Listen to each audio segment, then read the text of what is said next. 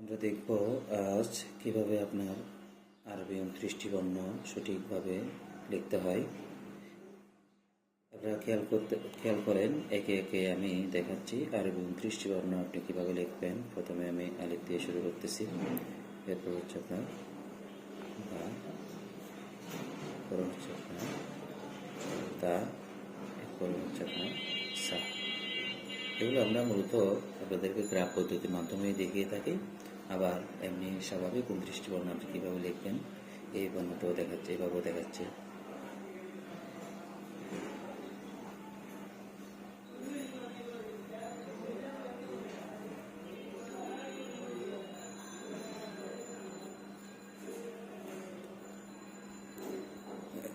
আপনারা একে একে দেখতে থাকুন এবং আপনারা এটা সম্পূর্ণ ভিডিও শেষ করার পর আপনারা নিজেরাই কী করবেন, লেখার জন্য প্র্যাকটিস শুরু করবেন।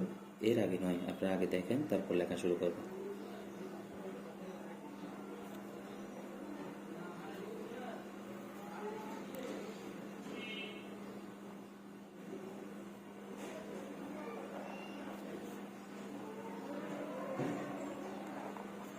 দেখেন আমি কীভাবে লিখতেছি, ওই নিয়মে আপনারা কী করবেন, প্র্যাকটিস করবেন। শুরু থেকে শেষ পর্যন্ত একবার দুইবার দেখবেন আমি শুরুটা কোন জায়গা থেকে করতেছি, শেষটা কীভাবে করতেছি, এইভাবে করবেন। অর্থাৎ শেষের অংশটা সবসময় আপনাকে ছেড়ে দিতে হবে, তাইলে আপনার লেখাটা অনেকটা বেশি সুন্দর দেখাবে।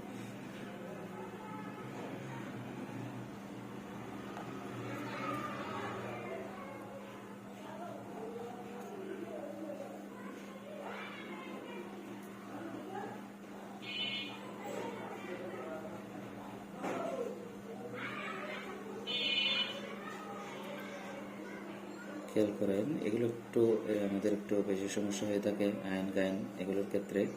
আমরা একটু খেয়াল করলে আমরা ইনশাল্লাহ এগুলোর মধ্যে আর সমস্যা হবে না।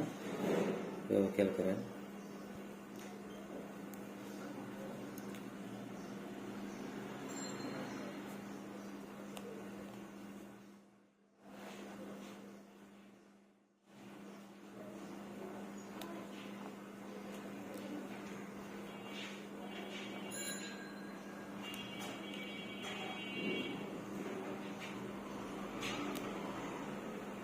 তাহলে আপনারা দেখেন কীভাবে আমি লিখতেছি, ওই নিয়মে আপনাদের কী করতে হবে, লিখতে হবে।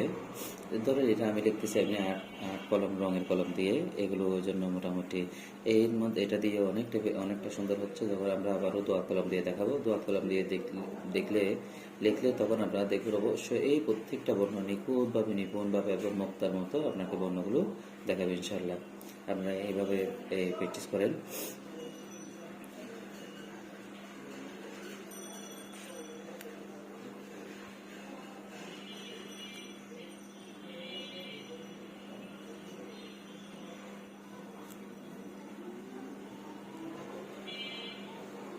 তাহলে দেখেন আমরা এই 29টি বর্ণ এভাবে শেষ করছি। এখানের মধ্যে কতগুলো বিষয় বলছিলাম আপনাদেরকে, আমরা আগের ভিডিওতে দেখিয়েছিলাম। এগুলো সবগুলো ক্যাটাগরি একই রকম, মানে আপনার সিন, শিন, সোয়াদ, দোয়াত, তারপর হচ্ছে আপনার কফ, নুন এবং ইয়া। এই 7টি বর্ণ আপনার নিচের অংশটা গোলাকার করে একই জায়গার মধ্যে কী করতে হয়, শেষ করতে হয়। আপনারা তাহলে এই 29টি বর্ণ আপনারা এই দেখেন 5টা মিনিটের মধ্যে, আশা করি অবশ্যই ইনশাল্লাহ যদি সম্ভব হয় ইনশাল্লাহ আপনারা চাইলে শিখে ফেলতে পারবেন। কিন্তু আপনাদেরকে একটা বর্ণকে এই বারবার করে কী করতে হবে, প্র্যাকটিস করতে হবে। যদি বারবার করে প্র্যাকটিস করতে পারেন তাহলে দেখবেন ইনশাল্লাহ অনেকটা বেশি সুন্দর করে হয়তো দেখা যাবে যে আমরা যেভাবে লিখতেছি আমাদের থেকেও সুন্দর করে আপনারা কী করতে পারবেন, উপস্থাপন করতে পারবেন। তাহলে আপনারা প্র্যাকটিস করেন। আর যাদের ঘরে ছোটো ভাই বোন রয়েছে আপনারা এই নিয়ম অনুযায়ী কী করবেন, এটাকে বলা হয় আপনার খত্তুল হাসান। খত্তুল হাসান এটাকে 3টা নামে বলা হয়, খত্তুল হাসান বলা হয়, খত্তুল আরবি বলা হয় এবং খত্তুল জামিল বলা হয়। এই 3টা নামে অবহিত করা হয় বা 3টা নামে বলা হয়। এই নামটা আপনারা শিখবেন এবং আপনাদের যারা ছোটো ভাই বোন রয়েছে ওনাদেরকেও শেখাবেন এবং এই 29টি বর্ণে এইভাবে প্র্যাকটিস করাবেন। সকলে ভালো থাকবেন, সুস্থ থাকবেন। আসসালামু আলাইকুম।